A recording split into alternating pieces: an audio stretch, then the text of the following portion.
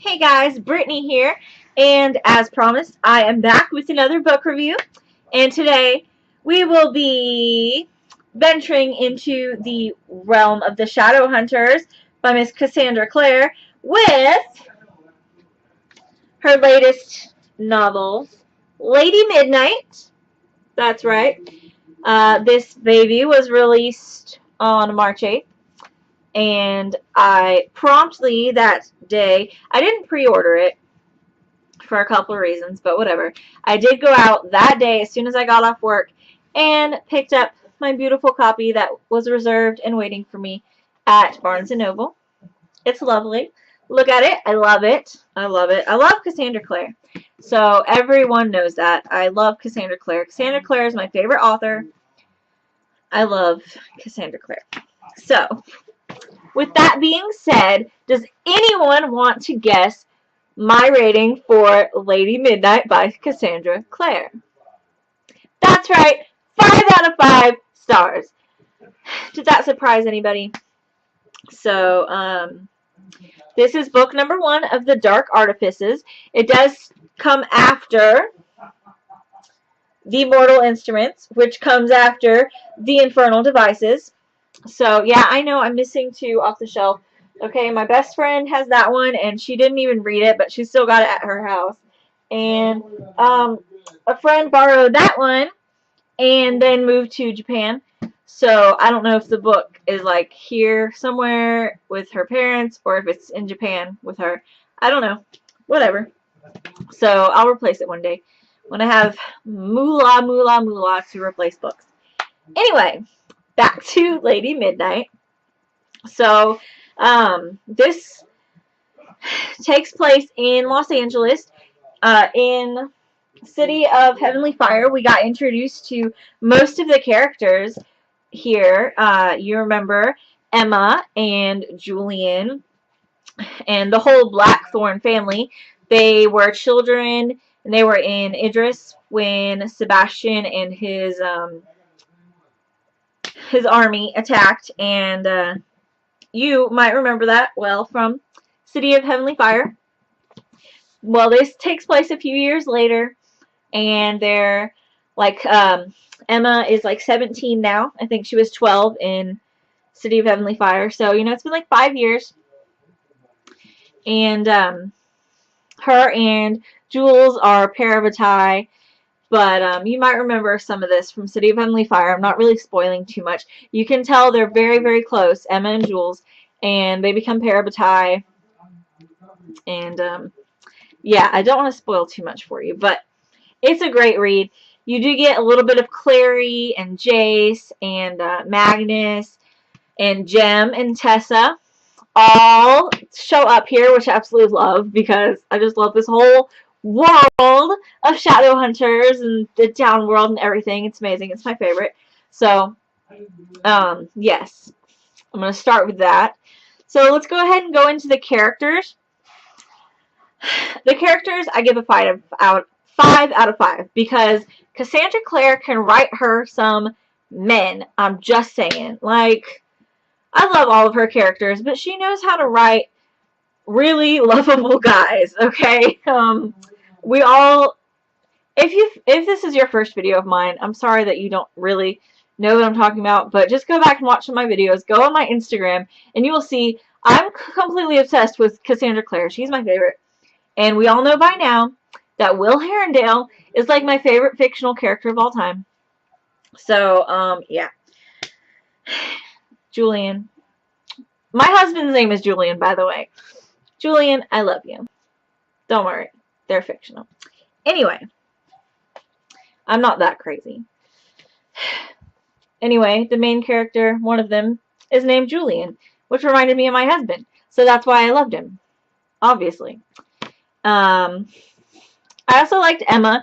She was spunky. She really is a lot like Jace. They make that comparison in TMI, and it really it's reiterated in here, and it's obvious why people compare her to Jace.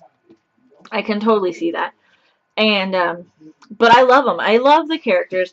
Christina is a new character. She was not in TMI, but she is in this. She's from Mexico. And I like her a lot too. I liked all the Blackthorns pretty much. So they were great characters. Loved the way they were written. Plot. You know when you read a long series and they're like fighting this one entity the whole time, like in the Mortal Instruments, you're like, you know, they had Valentine and by extension Sebastian this whole time, and that's who they're fighting. And when that thread is gone, you're just like, what now? You know, what can they possibly have to fight against now? But so I liked the way that Cassie was able to give us a new threat and a new villain to someone to fight against, and set it up to where we could have another series and have more, you know, just more adventures in Shadowhunter Land. So yeah, it was good. I liked I'm trying not to give away too much. I liked the plot. It was a good plot. I think. And also, you know, because she kind of brought it up in the end of City of Heavenly Fire. It was mentioned in there. And you kind of got an idea, and then it was really expounded upon here. And the way we left off, it's clearly, it's not over. More is to come. And that's very obvious by the way that this ended. So that was good, because that's, I've mentioned before, you want to be left hanging in a way that everything was wrapped up in a nice, neat little bow, but there's a thread being pulling that bow loose. You want to see, okay, wrapped up nice and neat, I don't have any questions, but hey, I see something else coming. Yes, that was R2-D2, that was my phone. But I can see something else coming. So that's the kind of ending you want, and Cassie delivers here, of course, as always. So I'm kind of sidetracking myself. I'm getting distracted. Thoughts of Herondales. Anyway, I'm so crazy, ridiculous. Anyway, ow.